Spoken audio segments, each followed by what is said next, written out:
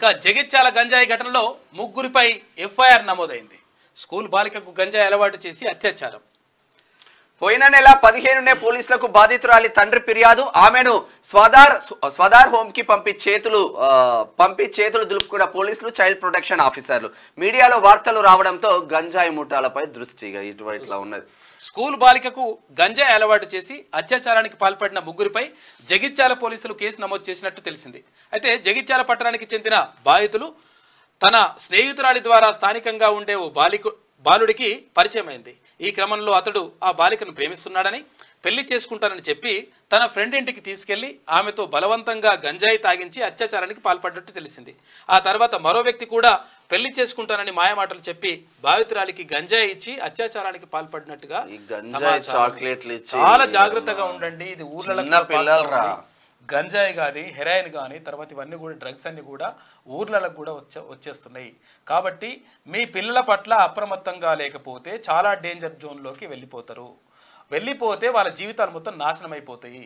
మీరు ఏమనుకుంటారంటే మాకు ఏం కాదులే, తర్వాత మా పిల్లలు ఎట్లా పోయిన రాని అని చెప్పేసి ఒక నిఘా పెట్టండి.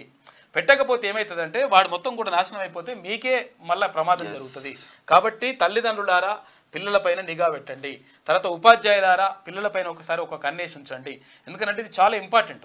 అయితే మనము చాలా ప్రమాదకరమైన అంటే నిజంగా నాకు పర్సనల్గా ఒక 3 విషయాల పట్ల సమాజంలో బాగా చైతన్యం తీసుకురావాలనేటువంటి ఆలోచన ఉన్నది. బాగా దానిపైన చర్చ జరగాలని చెప్పేసి నాకు అట్లా అనిపిస్తూ ఉంటుంది. ఒకటి ఏంటి అంటే ఈ డ్రగ్స్కి సంబంధించి, ఈ డ్రగ్స్ అంటే మొత్తం జీవితాలే నాశనం అయిపోతుంటాయి. ఇంకొకటి ఏంటంటే రోడ్డు ప్రమాదాలకు సంబంధించి, రోడ్డు ప్రమాదాలు రోడ్డు సేఫ్టీ మెజర్మెంట్స్ ఎవరు కూడా పాటించరు. తర్వాత ఇవన్నీ కూడా సేఫ్టీకి సంబంధించి పట్టించుకోకపోవడం వల్ల ఒక క్షణాల్లో మొత్తం కూడా జీవితాలన్నీ కూడా తలకిందులు.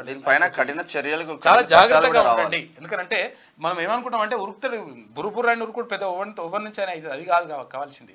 ఎక్కడైతే జాగ్రత్తగా ఉండాలి. తర్వాత ఇంకోటి ఏంటంటే మనం మంచిగా పోయినా కానీ ఎదుటోడు మంచిగా రాకపోవచ్చు. కాబట్టి మనం కొంచెం జాగ్రత్తగా స్పీడు తగ్గించుకొని, తర్వాత మద్యం సేవించి నడపకుండా సీట్ బెల్ట్ పెట్టుకోవడం కానీ, హెల్మెట్ పెట్టుకోవడం కానీ, ఇవన్నీ కూడా సేఫ్టీ మెజర్మెంట్స్ అవన్నీ కూడా తీసుకుంటే మంచిది. ఇదో దీంతో పాటు ఇక్కడ డ్రగ్స్, తర్వాత ఇక్కడ ఇవి రోడ్డు సేఫ్టీకి సంబంధించి, దాంతోపాటు సైబర్ నేరాలకు సంబంధించి కూడా సైబర్ నేరాలు జరుగుతూ ఉన్నాయి. మీకు ఇప్పుడే ఇట్లా చేస్తే 5 లక్షలు వస్తాయి, ఇట్లా చేస్తే ₹1,00,000 ఎవడో మెసేజ్ పెడతాడు. మెసేజ్ పెట్టేసి దాన్ని ఇట్లా క్లిక్ చేస్తే ఉన్న పైసలు కూడా పీకుతాయి. కాబట్టి నేను ఏమంటున్నానంటే చాలా జాగ్రత్తగా ఉండండి. ఈ 3 అంశాలు చాలా కీలకమైనవి. అంటే నిమిషాల్లో, క్షణాల్లో జీవితాలు నాశనం చేసేటివి. కాబట్టి వీటి పట్ల అప్రమత్తంగా ఉంటే మంచిగా ఉంటుంది. తల్లిదండ్రులైనా, తర్వాత సమాజంలో ఉన్నటువంటి ఎవరైతే గుర్తింపు పొందినటువంటి వ్యక్తులు ఉంటారో వాళ్ళు కూడా దీనిపైన అవగాహన కల్పించాల్సిన అవసరం మాత్రం ఉంటుంది. ప్రభుత్వం కూడా దీనిపైన ప్రత్యేక శ్రద్ధ తీసుకుంటే మంచిగా ఉంటుంది.